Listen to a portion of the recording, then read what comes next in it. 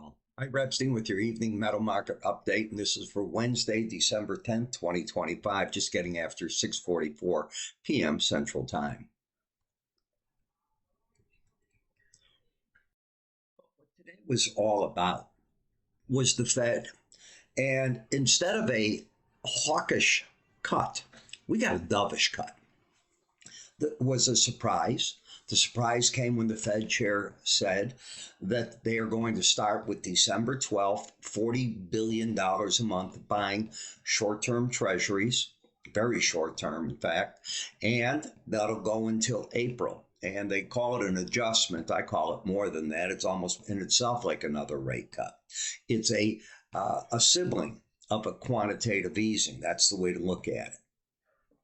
The other thing that the Fed did is they made it very clear that they don't believe that the jobs data we've been getting are accurate and that the job creation is probably 40,000 less a month than has been reported. I didn't make up that number. So we're going to find that out. We get jobless claims coming out tomorrow, and next week we're going to get some jobs reports. We'll see. Keep in the back of your mind that Fed Chair Powell likes to look very, very hard at the beige book and a number of different reporting areas that we have Fed banks at are reporting big problems in the jobs. So we'll see. Maybe that's what he's looking at. In any case, let's go to the gold market. And the gold market, even with the rally tonight, where we're up sharply, is still down 0.5% and $16 for the week. As you can see, you're up $52 tonight, up 1.24%. And as you can see, the market is challenging the most recent high that it had, which was 42.90 and a half. You're $13 away. I don't know if when we wake up we'll be through that or not. There's no way to know it. The market did not quite make it to the 18-day average of closes on the break. It tried. It couldn't quite get there.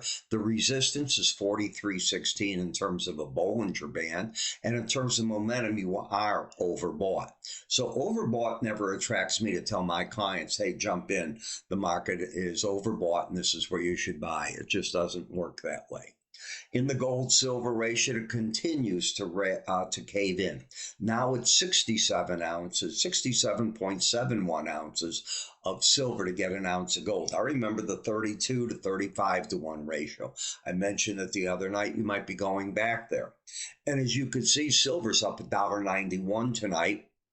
Again, new all-time highs and just keeps running. Now, it's running at a point where it gets dangerous because the volatility is going to pick up again because you're so high in the market.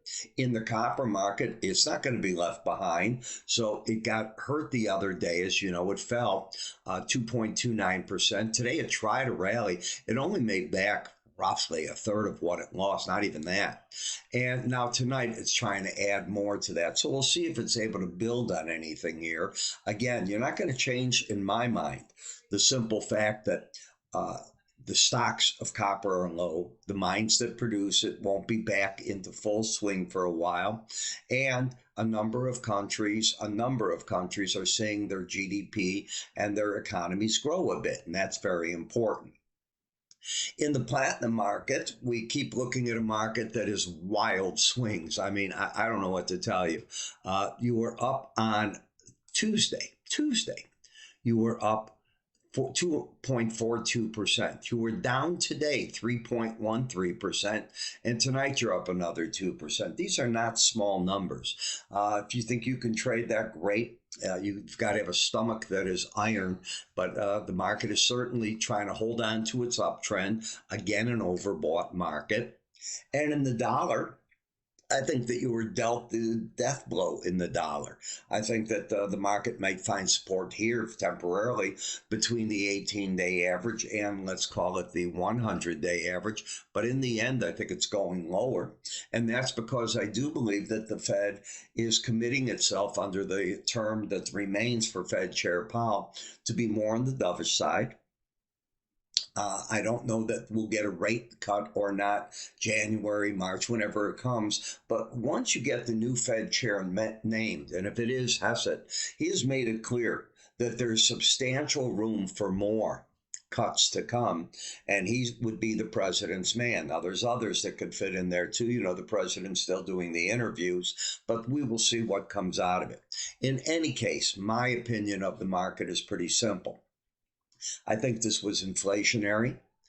I think that the cut that took place wasn't a surprise. I think the market was floored when they saw a form of QE by the Treasury, by the Fed, going to be buying $40 billion a month for 5 months on short-term interest rates. So there's something here that we don't fully understand, and I don't claim that I do understand it. Let's just see how it all plays out and go from there.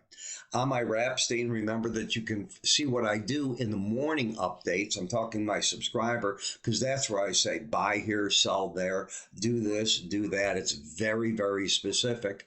If you can try a free trial by clicking here, you can just go in and subscribe under the word research, or do it right here. By clicking there on YouTube, it'll take you to our website as well. I'm Ira. You have yourself a great day. I will catch up with you all in the morning update and in tonight's other videos.